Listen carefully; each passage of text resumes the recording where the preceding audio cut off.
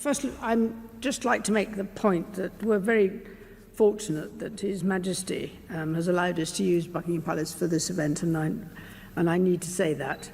Un écho résonne dans les couloirs du château d'Édimbourg, car la princesse Anne est partie. Après des décennies de service indéfectible, la membre la plus dévouée de la famille royale s'en est allée. Alors que la princesse Anne faisait ses derniers pas dans le palais, le temps semblait s'être arrêté. Le personnel qui l'avait soutenue pendant des décennies était submergé par l'émotion, certains fondant en larmes en la voyant lui dire adieu pour toujours. Des cœurs se brisèrent dans le silence. L'effet de son départ fut tel une vague, et la suite allait révéler une vérité inattendue. Serait-ce la fin d'une époque? Époque? Découvrez avec nous les raisons du départ soudain d'Anne et son impact sur l'avenir de la monarchie. Disparue pour de bon. Pendant plus de 50 ans, la princesse Anne a travaillé dur sans relâche. Elle restait concentrée sur ses devoirs royaux et ne cherchait pas à attirer l'attention. Alors que d'autres membres de la famille royale se retrouvaient parfois en crise, Anne gardait sa routine. Elle était présente quand on avait besoin d'elle, s'acquittait de ses responsabilités et passait à autre chose sans faire de drame. Elle ne se comportait pas comme supérieure à quiconque, et elle ne cherchait pas non plus à se faire passer pour une victime. Elle accomplissait simplement son travail avec brio. Son attitude suscita l'admiration de nombreux membres du palais. Son emploi du temps était chargé, rempli d'événements royaux en tout genre, allant des visites de bases militaires aux collectes de fonds caritatives. Elle ne se reposait jamais. Son agenda restait bien rempli année après année, alors que d'autres faisaient souvent parler d'elle pour leurs tenues ou leurs drames familiaux. Anne restait concentrée sur ce qui devait être fait. La plupart des années, elle accomplissait plus de 400 tâches officielles, parfois plus que tout autre membre de la famille royale. Elle ne se contentait pas de faire des apparitions. Elle est devenue une figure sur laquelle tout le système s'appuyait. Son éthique de travail rigoureuse en a fait un élément essentiel de la monarchie. Récemment, la situation a pris une nouvelle tournure. La princesse Anne quitta sa résidence de longue date et quitta son port d'attache à Édimbourg.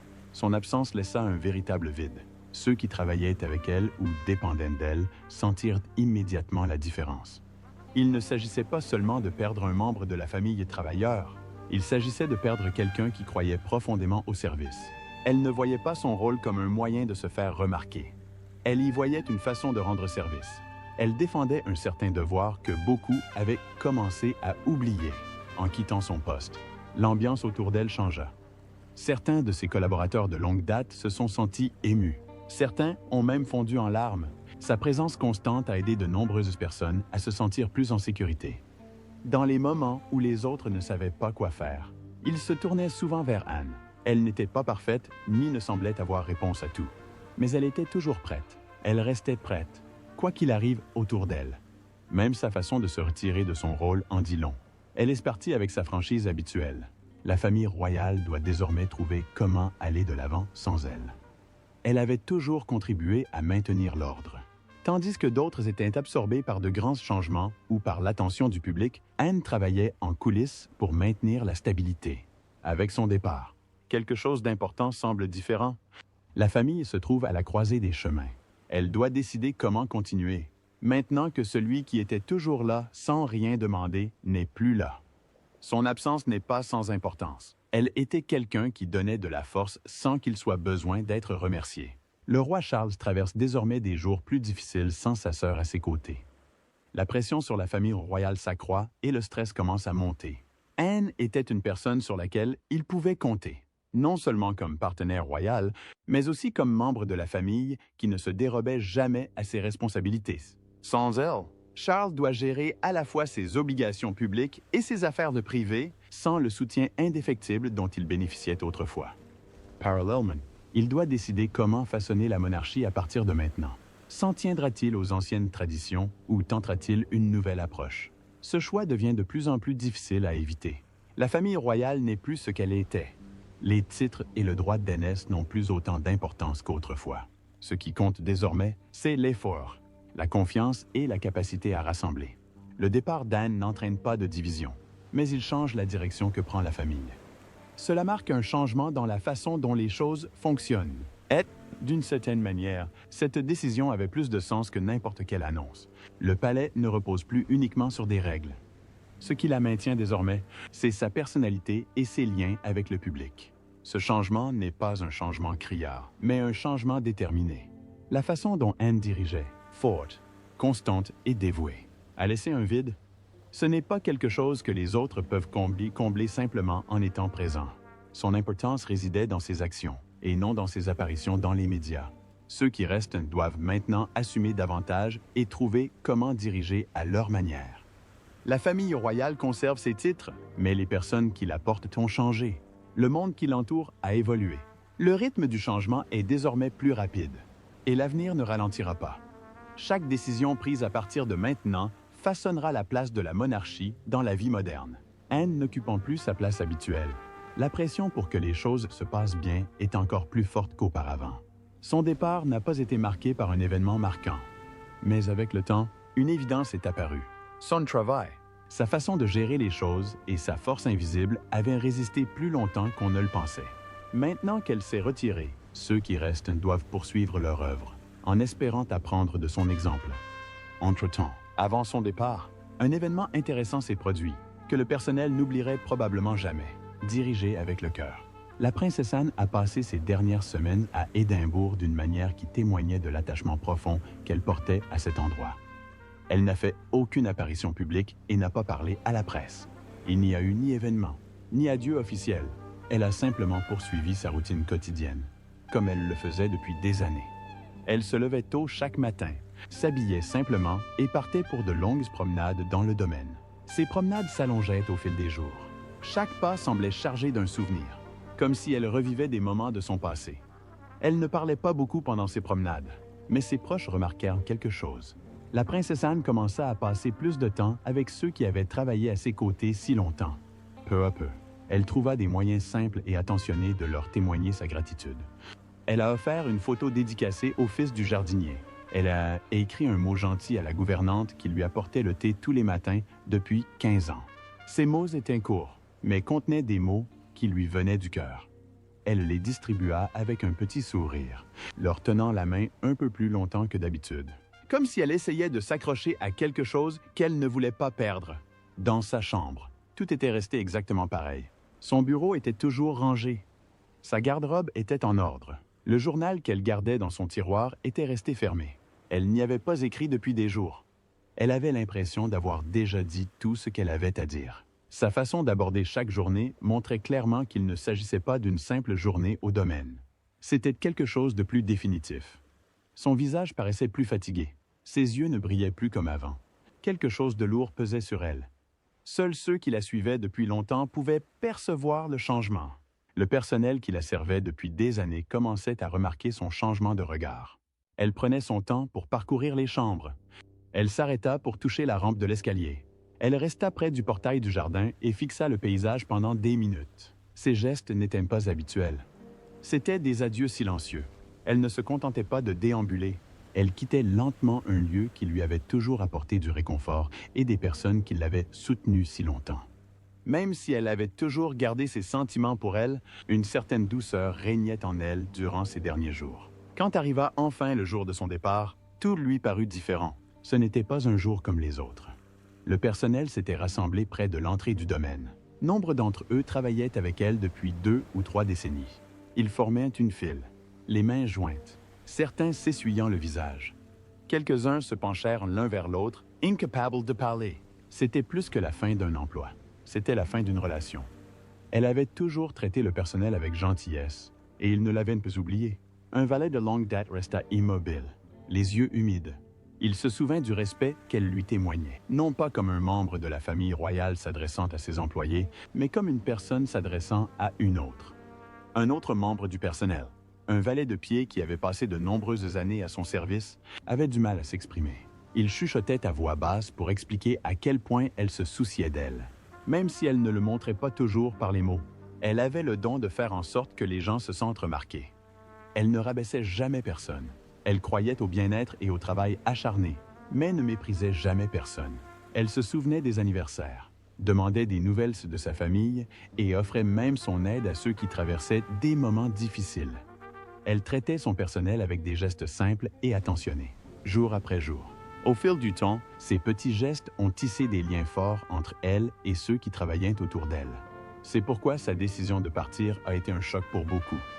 Personne ne l'avait vu venir. Elle rangea soigneusement ses affaires, laissa derrière elle des notes manuscrites et se prépara à partir. À l'intérieur du palais, on commença à se demander ce qui l'avait poussée à partir si soudainement. Le domaine lui avait toujours tenu à cœur. Elle avait passé tant d'années à en arpenter les allées, à s'asseoir dans ses appartements, sans que personne n'obtienne d'explication. Elle avait fait son choix en privé, comme tout le reste. Pour ceux qui restaient, le changement fut difficile. Les pièces semblaient différentes sans sa présence. Les couloirs ne résonnaient plus du tout de ses pas assurés. La vie au domaine continuait, mais rien ne semblait plus pareil. Elle avait laissé une marque irréversible, non pas à cause de son rôle, mais à cause de la façon dont elle faisait ressentir les autres. Elle n'avait jamais gouverné avec peur ou rigidité. Elle avait régné avec amour et grâce. Ce qui semblait être un simple départ devint quelque chose de bien plus profond. Ce fut un changement inoubliable. Au fil des semaines, on commença à parler d'elle sous un jour nouveau. On se souvenait de ses derniers jours avec respect et émotion. Elle n'avait rien demandé de particulier. Elle avait simplement vécu ses derniers jours avec attention. Chaque mot gentil qu'elle laissait, chaque mot doux, chaque regard qu'elle lançait signifiait quelque chose. Sa façon de dire au revoir était calme mais claire. Ce n'était pas seulement la fin d'une visite. C'était comme la fin de quelque chose qui avait duré toute une vie. Un mode de vie empreint de force, d'attention et de loyauté qui avait touché tous ceux qui l'entouraient. L'impact du départ de la princesse Anne. Lorsqu'Anne quitta sa maison d'Édimbourg pour la dernière fois, la journée ressemblait à toutes les autres. Rien d'inhabituel. Pourtant, quelque chose dans cet instant semblait différent, comme si un long chapitre s'était enfin terminé. Cela ne ressemblait pas à un simple devoir royal. Cela marquait la fin d'une certaine forme de vie royale, une vie qui s'estompait peu à peu au fil des ans. Pendant si longtemps, Anne avait vécu selon une règle claire. Le devoir avant tout. Elle ne s'est jamais mise sous les projecteurs. Elle ne recherchait ni louange ni attention. Elle continuait simplement, travaillant chaque jour avec sérieux et fermeté. Tandis que sa voiture s'éloignait lentement dans la rue familière, une lourdeur planait dans l'air. Ceux qui avaient travaillé pour elle restaient immobiles, ne sachant que dire ni quoi faire. Quelques-uns la regardaient partir, leur visage témoignant du poids du moment.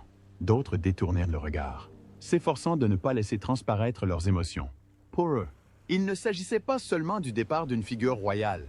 J'avais l'impression que quelque chose de profondément précieux me s'échappait. Anne avait tant donné de sa vie sans jamais faire d'histoire. Elle avait tout fait sans avoir besoin de remerciements. À son départ, le monde qu'elle avait représenté semblait s'effacer avec elle, tandis qu'Édimbourg sombrait dans une atmosphère de calme. Un sentiment bien différent commençait à s'installer à Londres. Au palais de Buckingham, une lourde charge commençait à se former.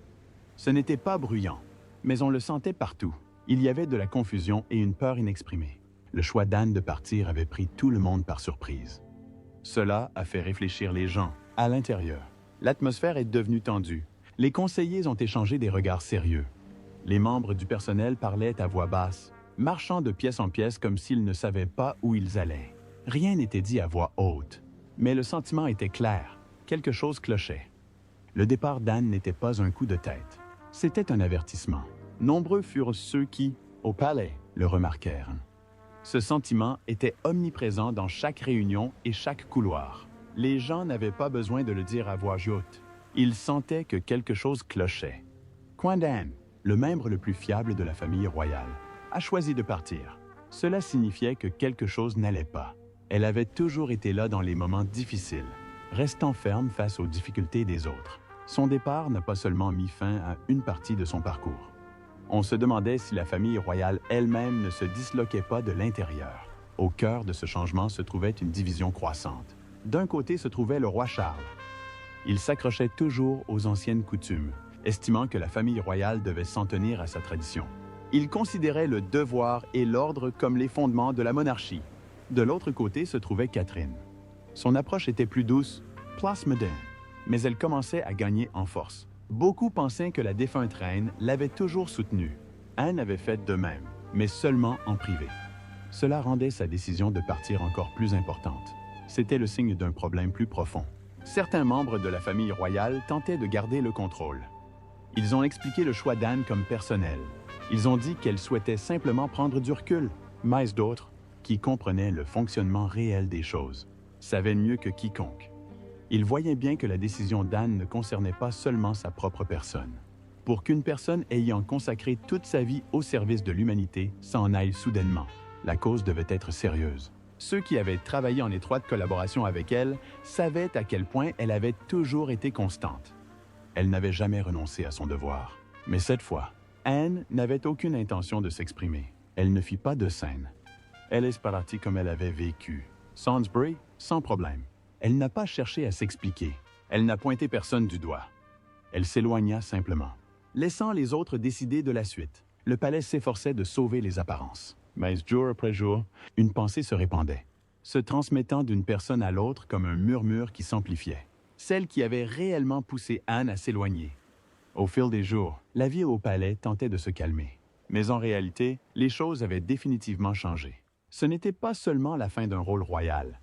C'était la fin de toute une façon d'être. Anne avait incarné quelque chose qui disparaissait peu à peu, la loyauté, la discipline et une sorte d'image royale qui ne recherchait ni l'attention ni la récompense. Elle avait montré ce qu'était le service, non pas par la parole, mais par l'action. Maintenant, elle était partie, laissant derrière elle un espace inoccupé. Son absence emplissait désormais chaque pièce, faisant ressentir à chacun le poids de ce qui avait été perdu. L'image de sa voiture roulant dans cette rue d'Édimbourg est restée gravée dans les esprits. Ce n'était pas ce à quoi il s'attendait, mais elle en disait long. Elle exprimait une grâce qui se passait de mots.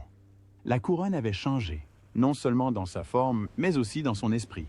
Et tandis que la vie au palais avançait, le souvenir du départ inattendu d'Anne persistait, rappelant à tous ce qui l'avait suivi.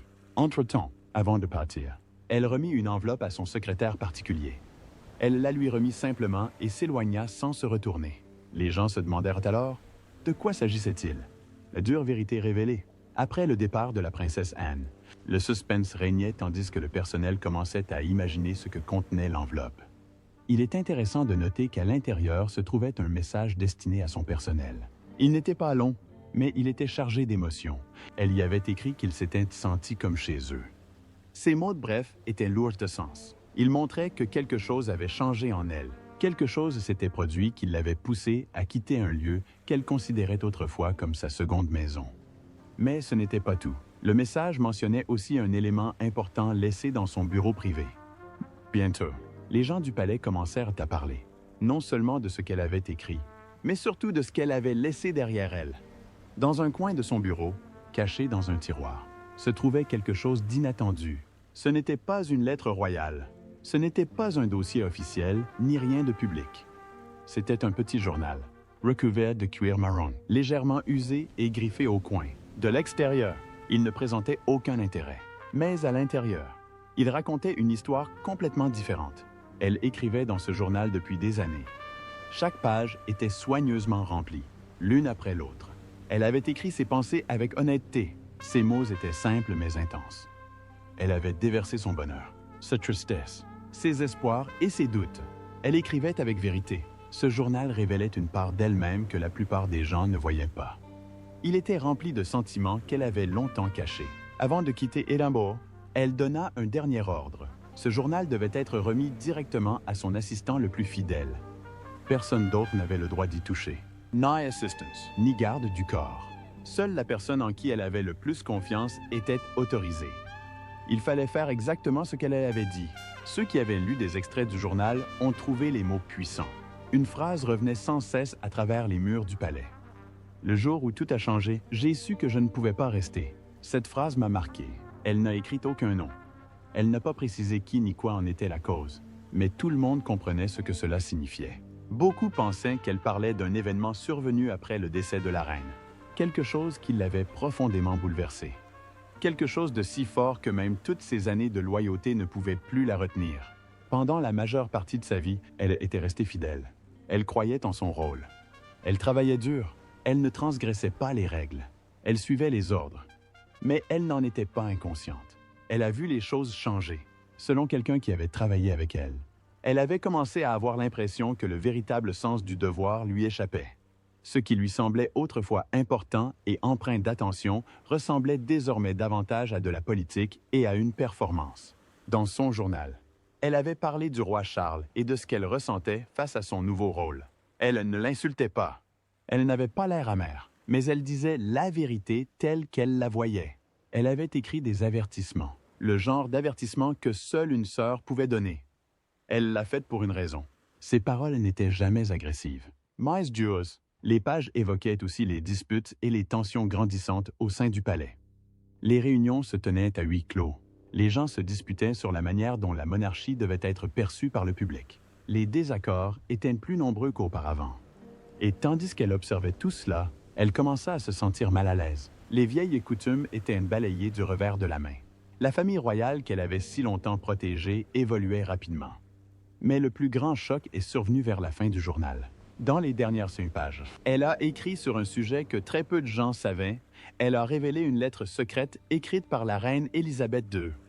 La reine lui avait confié la lettre en secret avant de mourir. Personne d'autre ne l'avait jamais lue.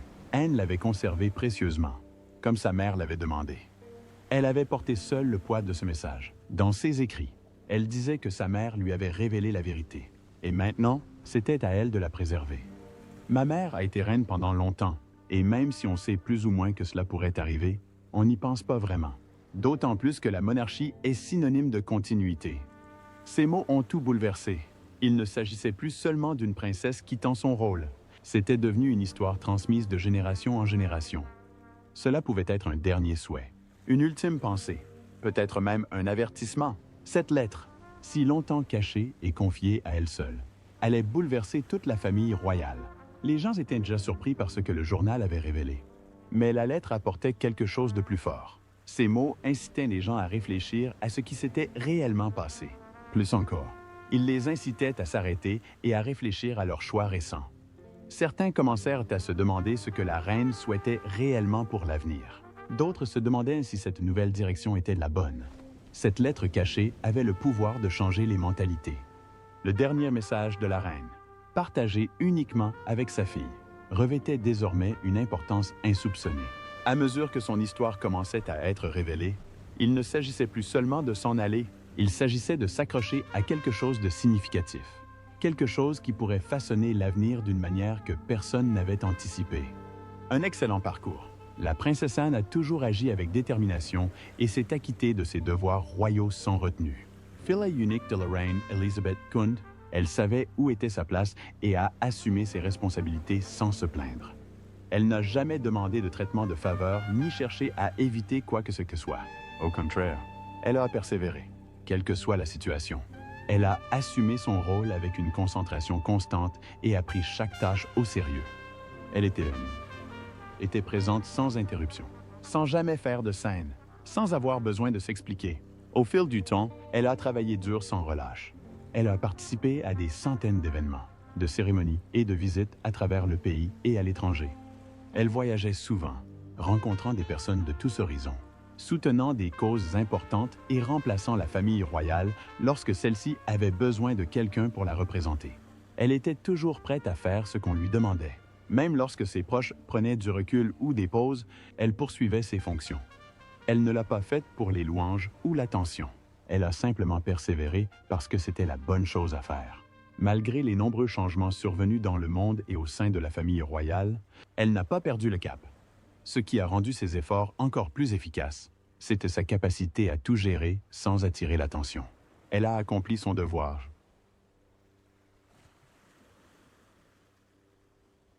Après jour, devenant une personne sur laquelle on pouvait compter. Mais au-delà de son image publique, elle est aussi devenue une personne sur laquelle sa famille pouvait compter. Dans les moments difficiles, lorsque la pression commençait à monter, elle a contribué à apporter de la stabilité. Elle n'a pas élevé la voix ni pris parti. Elle est restée ferme et s'est concentrée sur l'essentiel. Au fil du temps, les membres de la famille se sont tournés vers elle pour obtenir conseil et soutien. Même les plus âgés se tournaient vers elle pour obtenir des conseils. Elle a gagné cette confiance en faisant preuve de courage lorsque les autres étaient incertains. La reine Élisabeth elle-même considérait sa fille comme une personne sur laquelle on pouvait compter.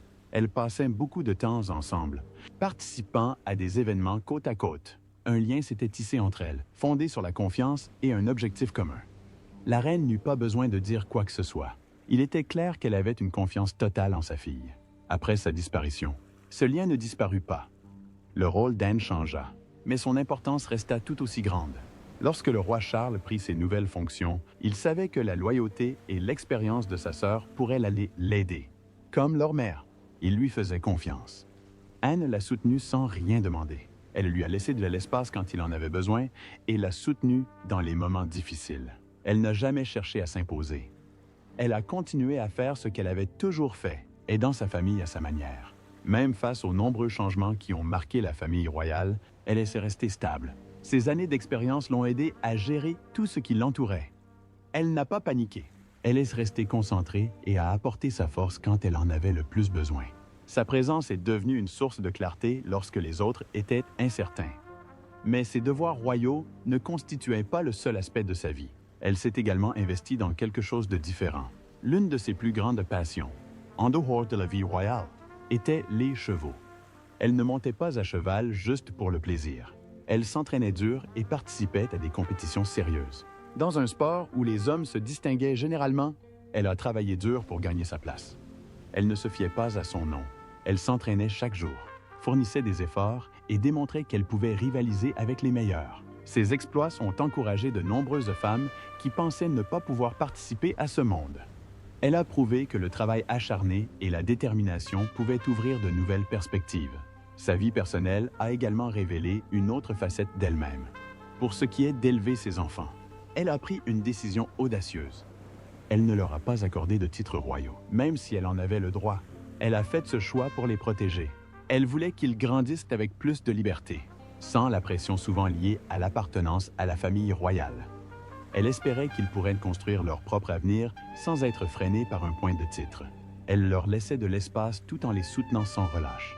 C'était sa façon de leur donner une meilleure chance. Elle a élevé ses enfants avec la même attention qu'au travail. Elle ne les a pas poussés vers la vie publique. Elle les a laissés grandir à leur rythme. Elle comprenait combien il pouvait être difficile de grandir sous le regard du public, alors elle a essayé de les en protéger. Ses choix témoignaient d'un mélange de tradition et de modernité. Elle a conservé ses valeurs tout en opérant des changements réfléchis. Au fil des ans, Anne est restée proche de sa famille, lui offrant aide et réconfort lorsque nécessaire. La princesse Anne a également œuvré avec acharnement pour de nombreuses œuvres caritatives.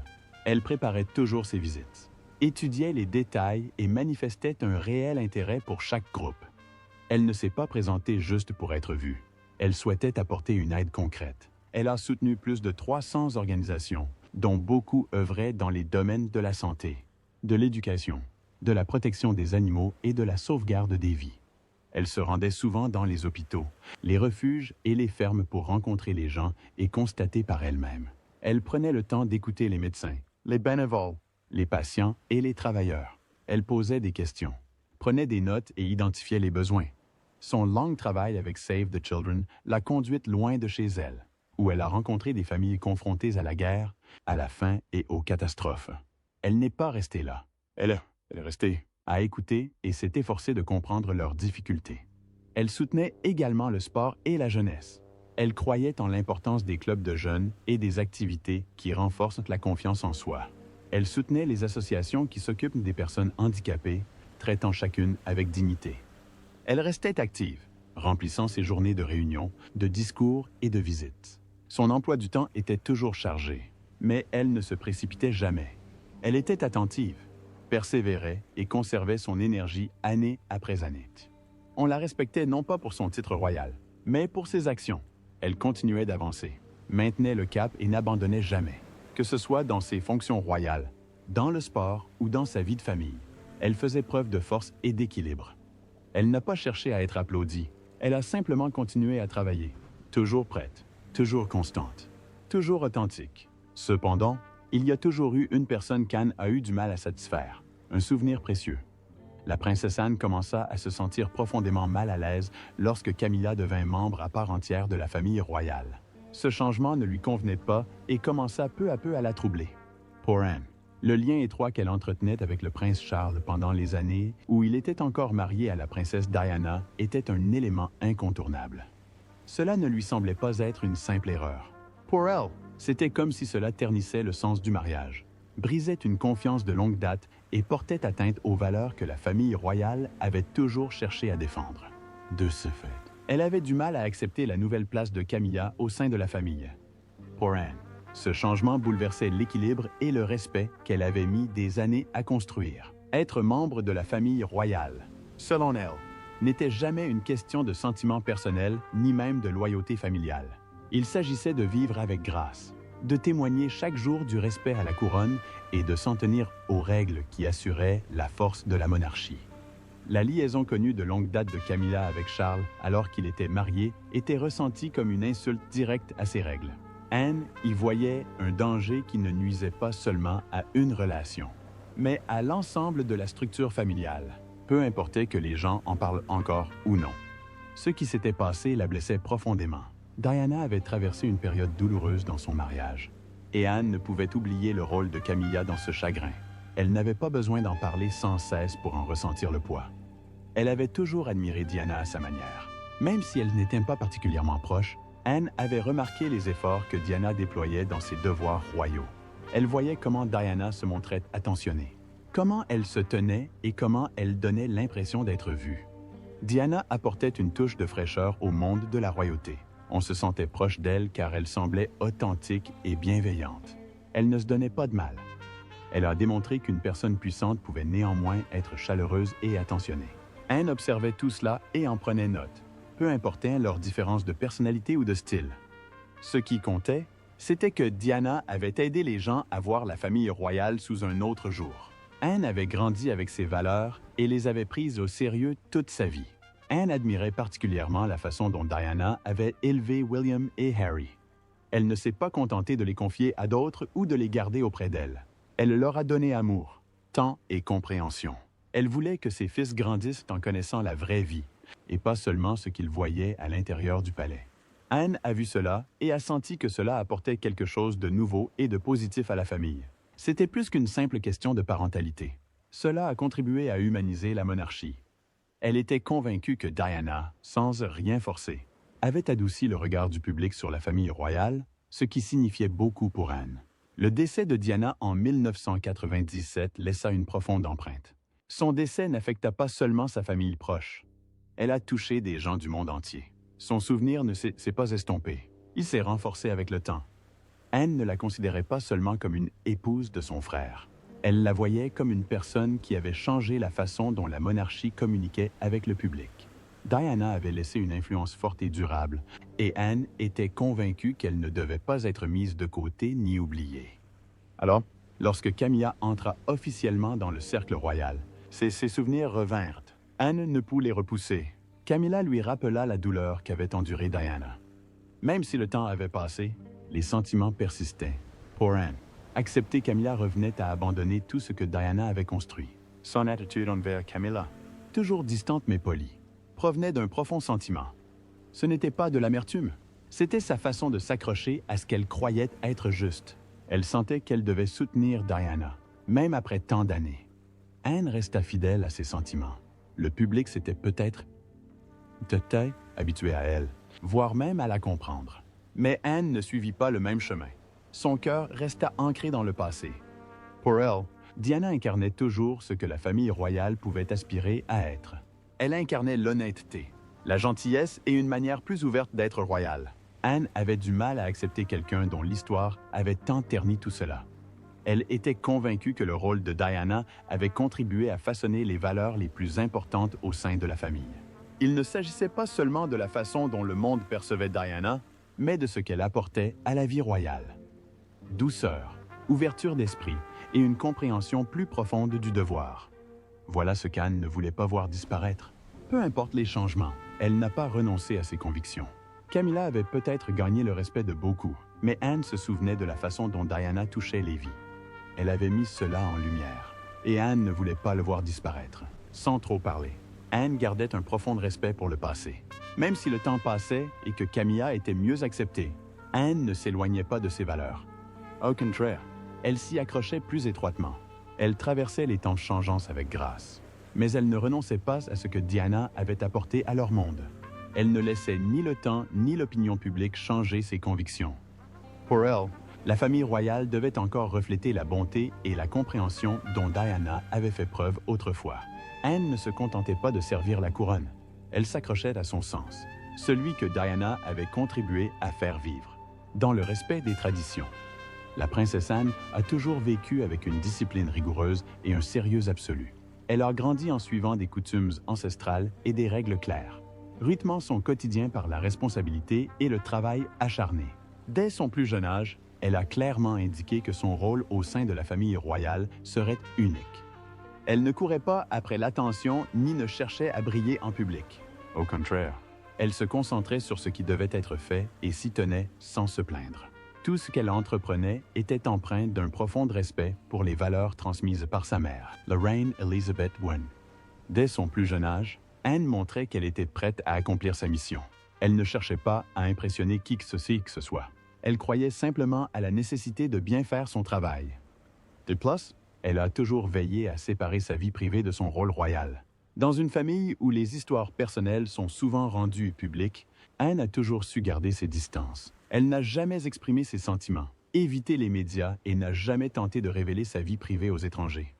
Pour elle, être royal ne signifiait pas être apprécié. Il s'agissait d'assumer ses responsabilités avec dignité. Alors que les plus jeunes membres de la famille royale préféraient s'exprimer lors d'interviews ou publier des nouvelles sur les réseaux sociaux, Anne se gardait de le faire.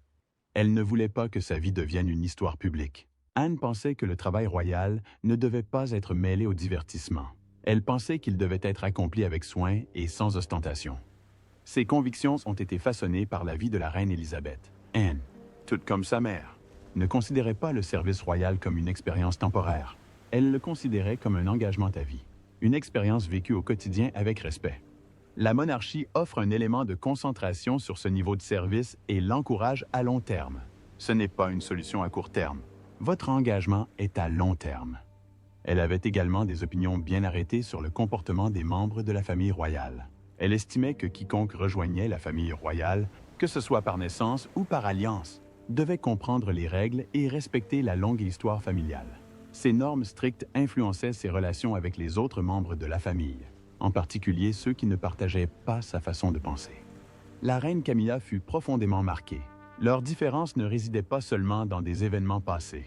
Elles résidaient dans leurs différences profondes.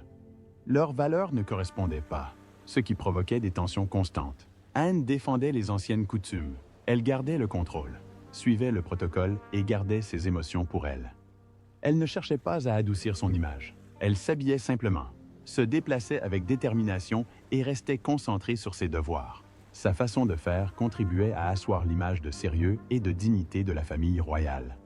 Camilla, quant à elle, a adopté une approche plus détendue et plus ouverte. Depuis son accession à la couronne, elle a assumé un nouveau rôle royal, plus proche du public. Elle a commencé à soutenir des causes à titre personnel et à en parler ouvertement.